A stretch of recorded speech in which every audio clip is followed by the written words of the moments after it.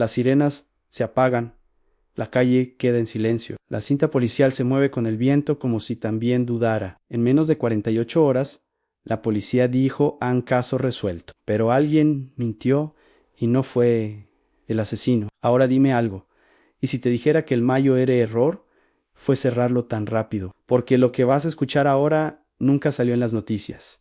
Y cuando lo entiendas, ya no hay vuelta atrás. La víctima tenía nombre, tenía rutina, tenía una vida normal, un sitio concreto, una hora exacta, un escenario que parecía limpio, demasiado limpio. Nada roto de más, nada fuera de lugar. De esos casos que sobre el papel encajan solos. Y ahí estuvo el primer fallo. Cuando algo encaja tan bien, suele esconder algo chungo. El sospechoso apareció casi de inmediato. Vecino cercano. Antecedentes menores, nervioso en el interrogatorio. Encajaba perfecto. Demasiado perfecto, ¿sabes? La policía lo vio claro en blanco y en botella. Y fue justo ahí cuando empezó el lío gordo, porque hubo una prueba en una sola, pequeña, incómoda, fácil de ignorar, un detalle que no cuadraba con la historia oficial. Nada espectacular, nada de peli.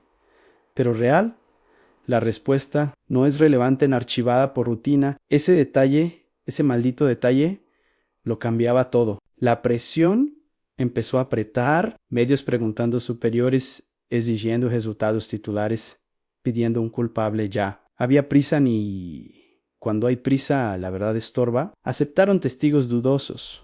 Dieron por buenas coartadas sin comprobar. Sellaron informes a toda velocidad.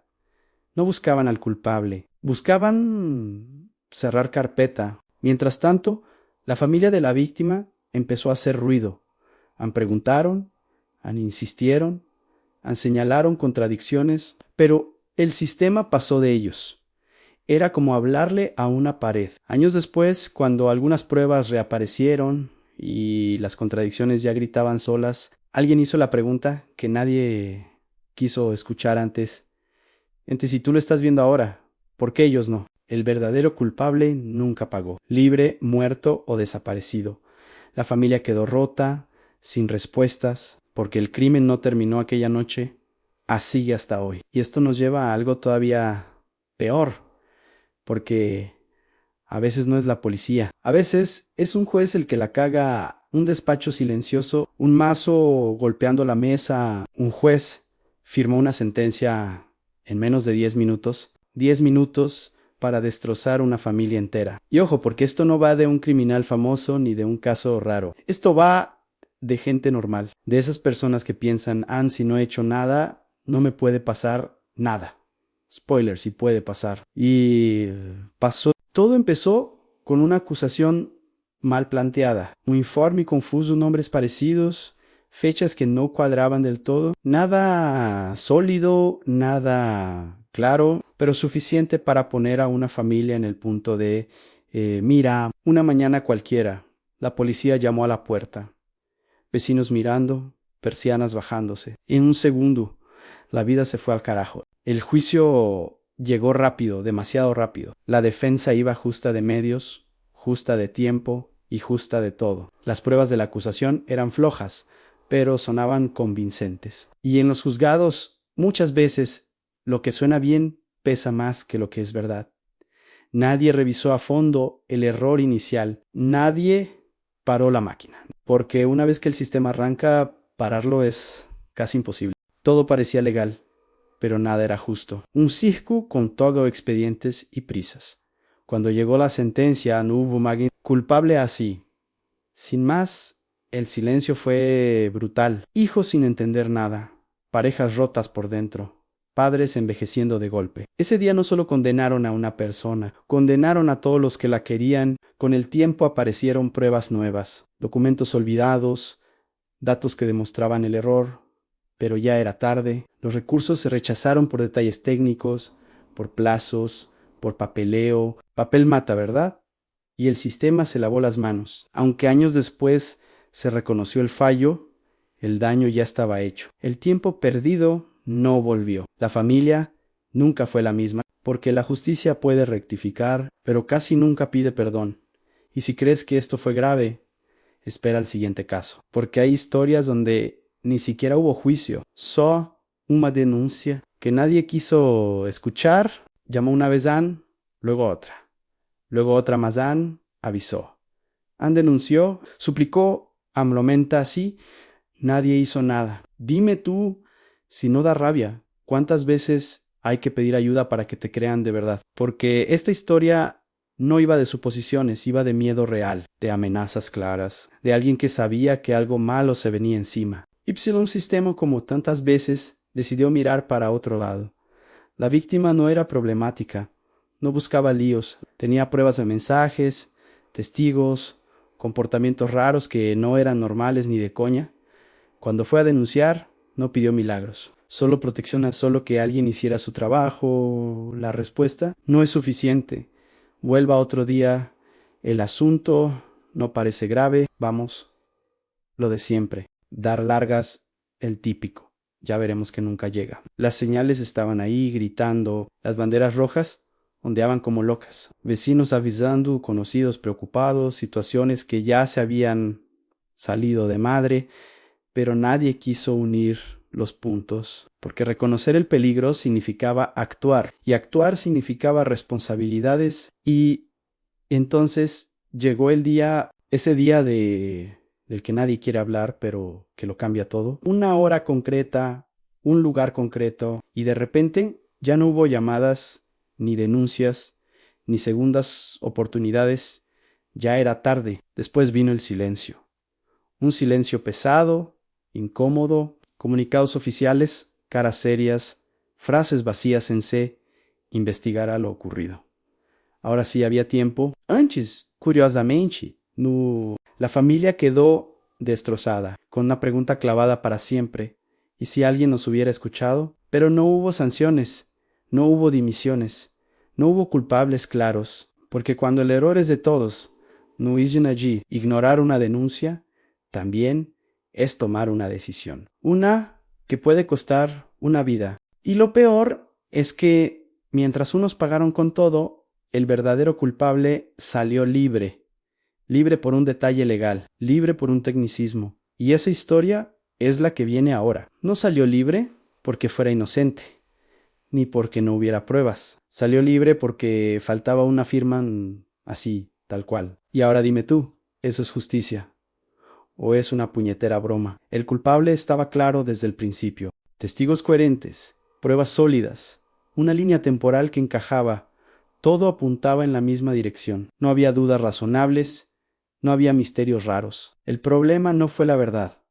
El problema fue un despacho, un documento mal fechado, un plazo mal calculado, un error administrativo que nadie revisó a tiempo, un fallo pequeño, absurdo, de esos que parecen insignificantes.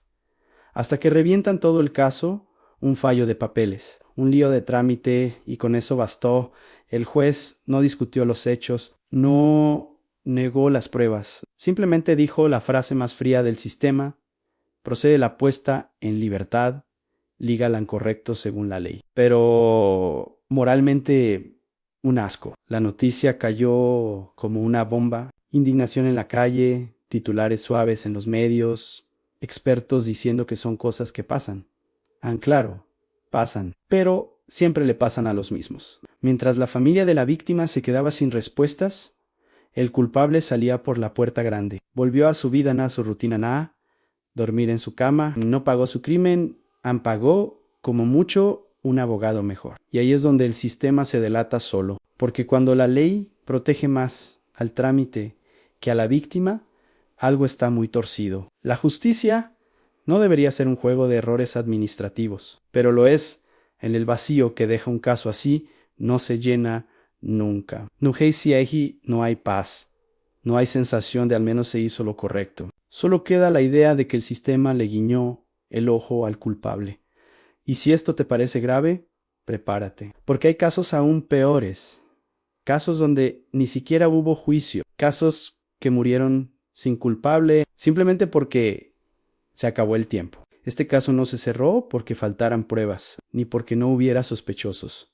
Se cerró porque el reloj ganó la partida. Porque sí, aunque suene brutal, Hay crímenes que no mueren por falta de verdad, mueren por calendario. Al principio, todo avanzaba lento, demasiado lento. Informes que tardaban meses, declaraciones pospuestas, pruebas que se pedían cuando hubiera tiempo. Nadie parecía tener prisa. Total, ya se verá mañana. Y mañana se convirtió en años. Alguien avisó más de una vez. Cuidado con los plazos. El caso está cerca de prescribir, pero esos avisos acabaron en cajones, enterrados bajo papeles y excusas. Miraron al techo y dejaron pasar los días. La familia seguía preguntando, seguía insistiendo. Y siempre la misma respuesta. El proceso sigue su curso en mentira. El proceso estaba parado, congelado, muriéndose poco a poco, hasta que llegó el día, un día gris, frío, administrativo. La resolución no hablaba de culpables ni de inocentes, solo decía procede el archivo por prescripción así sin juicio, sin verdad, sin justicia. El impacto fue brutal. El crimen seguía ahí, intacto, pero el sistema decidió que ya no importaba, que había pasado demasiado tiempo, como si el dolor también caducara. Después salieron a la luz cosas que ya no servían. Testigos que por fin hablaron, pruebas que aparecieron tarde, pistas que ahora eran inútiles. La verdad llegó, pero llegó fuera de plazo. El culpable quedó libre para siempre, y la familia quedó condenada a no saber a nada imaginar, a convivir con preguntas que nunca tendrán respuesta, porque el crimen prescribió, pero el daño no. Y lo peor es que a veces esto no es dejadez. A veces es algo aún más oscuro. A veces la justicia decide mirar hacia otro lado y esa historia es la que viene ahora. A veces la justicia no se equivoca. A veces elige no ver. No fue un error administrativo, no fue falta de pruebas, no fue un plazo mal contado. Fue silencio fue comodidad, fue mirar hacia otro lado y seguir con el día. El caso estaba claro, demasiado claro. Las pruebas existían, los indicios apuntaban en una dirección incómoda y los nombres implicados no eran cualquiera. Eran nombres que pesaban, nombres que molestaban, y cuando eso pasa, el sistema cambia de ritmo. Los informes se frenan, las diligencias se enfrían, las decisiones se retrasan, sin explicación. Nadie dice no vamos a investigar, simplemente no investigan. La familia volvió a quedarse sola, golpeando puertas, pidiendo explicaciones, escuchando frases huecas. No hay base suficiente, no procede en este momento. Siempre en ese momento exacto en el que actuar podía generar problemas, porque investigar significaba remover cosas, y remover cosas significaba incomodar a los equivocados, a los que el sistema prefiere proteger. Con el tiempo, el caso se fue diluyendo sin archivo oficial, sin resolución clara. Silencio, un silencio tan largo que acabó normalizándose, como si nunca hubiera pasado nada. Pero pasó Anne y dejó víctimas. Dejó familias rotas, dejó una certeza muy jodida, que no todos son iguales ante la ley, aunque nos lo repitan 1000 veces. La justicia no siempre falla por incapacidad, a veces falla por decisión. Y eso es lo que más duele, porque cuando el sistema protege al equivocado, no solo traiciona a una familia, nos traiciona a todos. Si has llegado hasta aquí, ya lo sabes. El mayor peligro no es un crimen mal investigado, es un sistema que decide no mirar. Y ahora dime tú, ¿esto fue una cadena de errores o algo mucho peor? Porque la respuesta, colega, da bastante miedo.